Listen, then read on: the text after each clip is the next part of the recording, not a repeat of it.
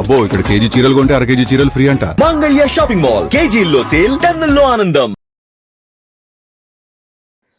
నిన్న లిక్కర్ స్కామ్లో చిన్న డెవలప్మెంట్ వచ్చింది సార్.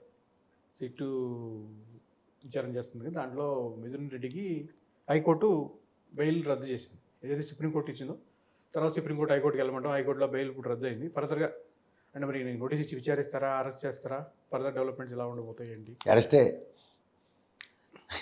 ముందుగా వచ్చిన తోకను వెనక్గా వచ్చిన లేటెస్ట్గా వచ్చిన కొమ్ములు చాలా వాడిగా ఉంటాయి. ముందు తోక అనుకున్నది జాడిస్తూనే ఉంటుంది ఈగలు రొప్పుకోవడానికి. కొమ్ములు వాడిగా ఉన్నవి కొమ్ముల యొక్క తీరుని ప్రదర్శిస్తాయి. ఇప్పుడు చిన్నపిల్లలు చూడండి, కొత్తగా పళ్ళు స్టేట్ చేస్తారు, కొరగడానికి చూస్తుంటారు.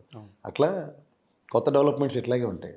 బెయిల్ రద్దు 4 రోజుల పాటు, దీని పర్యవసానాలు ఎలా ఉంటాయో చూడాలి.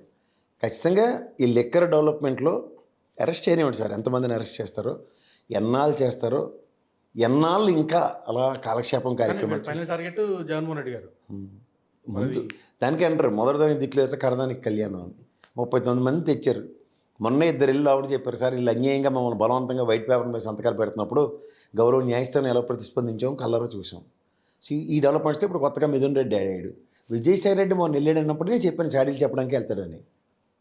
చాడీలు చెప్పే దాంట్లో ఇదంతా మిథున్ రెడ్డి చుట్టూ జరిగింది సార్ అని చెప్తాడు. ఆబ్వియస్లీ అదే జరిగి ఉంటుంది, ఇంకంతకన్నా ఇంకేముంటుంది. దాని పర్యవసానమే బెయిల్ రద్దు. అలా దుబాయ్లో రూమ్లో ఉన్నారట, కొత్త కథలు కూడా స్టార్ట్ అయ్యాయి. వీళ్ళు రెడీగా ఉంటారు కదా, మా బ్రహ్మానందం గారు ఇక్కడ రెడీగా ఉన్నారు ఇద్దరు నెరేటివ్స్ రాయడానికి. ఒకటి పౌడర్ వేసుకుని, ఒకటి డైపర్ వేసుకుని, ఇంకోటేమో పెట్రోల్ బ్యాంక్ ఫుల్ ట్యాంక్ ఒకటి వస్తుంది. అక్కడికి వెళ్ళి చూసినట్టుగా అంతే ఇల్లే. సిట్టుతో పాటు ఇల్లు ప్యారల్గా వర్క్ చేస్తూ ఉంటారు. ఇన్వెస్టిగేటివ్ జర్నలిజం అసలు మొదటి జర్నలిజం పట్టలేదు, కానీ ఇన్వెస్టిగేటివ్ జర్నలిజం మాత్రం పోస్ట్ గ్రాడ్యుయేషన్స్ అందులో డాక్టరేట్లు మాత్రం చేస్తారు వీళ్ళు. ఏముంది ఆశకవిత్వం రాయడమే కదా. అవును, సొంతంగా ఆ రాసుకోవాలి. జల్సా సినిమాలో చూడండి, కట్ట పేపర్లోనూ బట్ పెన్నులు ఏమంటే నా స్వీయ చరిత్ర రాసుకుంటానంటే ప్రతిదానికి ఒక చరిత్ర రాయడమే కదా. రాసి ప్రజలకు వదిలేస్తే ఆ తర్వాత వాళ్ళు జుట్లు పీక్కొని చేస్తారు. ఇది ఒకటి చర్చని అవసరం చేస్తున్నారు. నిన్న మరి తిరుపతి రాడ్ల విషయంలో వాళ్ళకి బెయిల్ వచ్చే దాని మీద ఎందుకు చర్చ లేదు? నోర్లు పడిపోయా? సారీ అలా మీకు ఆ పెట్రోల్ బంక్ ఛానల్లో చెప్పారు కదా, హెన్స్ ఫోర్త్ ఇంకా దీని మీద డిబేట్లు వద్దు. ఇప్పుడు హైకోర్టు డైరెక్షన్లు మాత్రం మాట్లాడారు, బ్రహ్మాండంగా పాటిస్తారు. మరి ఇదే హైకోర్టు ఈ లిక్కర్ స్కామ్లో తీసుకొచ్చి అరెస్ట్ చేసిన ప్రతి ఓడిది కట్ పేస్ట్ ఎఫ్ఐఆర్ తప్ప ఇంకేమైనా ఉందా కొత్తది? ఛార్జ్ షీట్లు మీరు ఏ వేసినా సరే కట్ పేస్ట్ తప్ప ఇంకేమైనా ఉందన్నది ఎక్కడైనా డిబేటబుల్ టాపిక్స్ అవుతున్నాయా?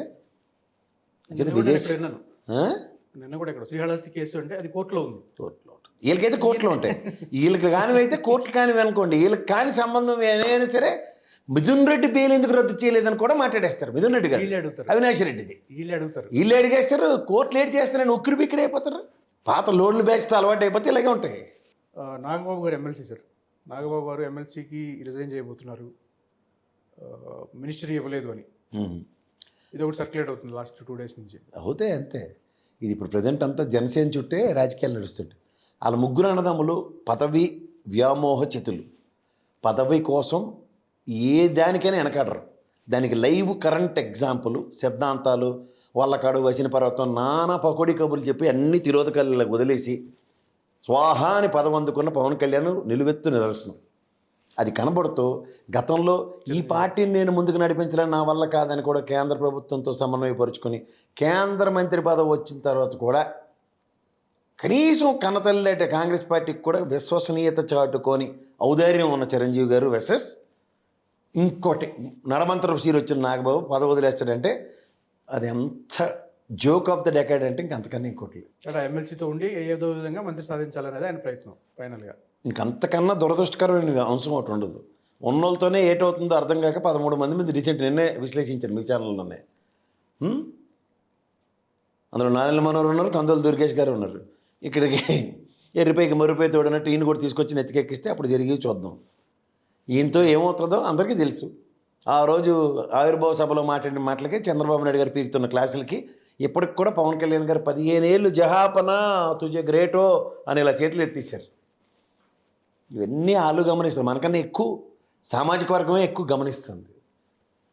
సంచేత వీళ్ళ కుటుంబాలు వీళ్ళ కోసమే అన్న పార్టీ యొక్క ధ్యేయం అన్నది ఎప్పుడైతే ఎస్టాబ్లిష్ అవుతుందో ఈ రాజీనామా అనేది ఊహకు అందని విషయం. ఊహించుకోవడం కూడా బండబూతని చెప్తాను. ఇంకా ఎమ్మెల్సీ రాగానే పెప్సీ తాగడం స్టార్ట్ చేస్తారు, దిల్ మాంగే మోరాని. ఇంకా నాకు పదవి కావాలి, ఇంకా అల్లది కావాలి, ఇల్లుది కావాలని తప్ప ఉన్నది వదులుకొని అలా లాల్ బహదూర్ శాస్త్రిలాగా ఈయన ఊహించుకుంటే అంతకన్నా బుద్ధి తక్కువతనం ఇంకోట్లేదు.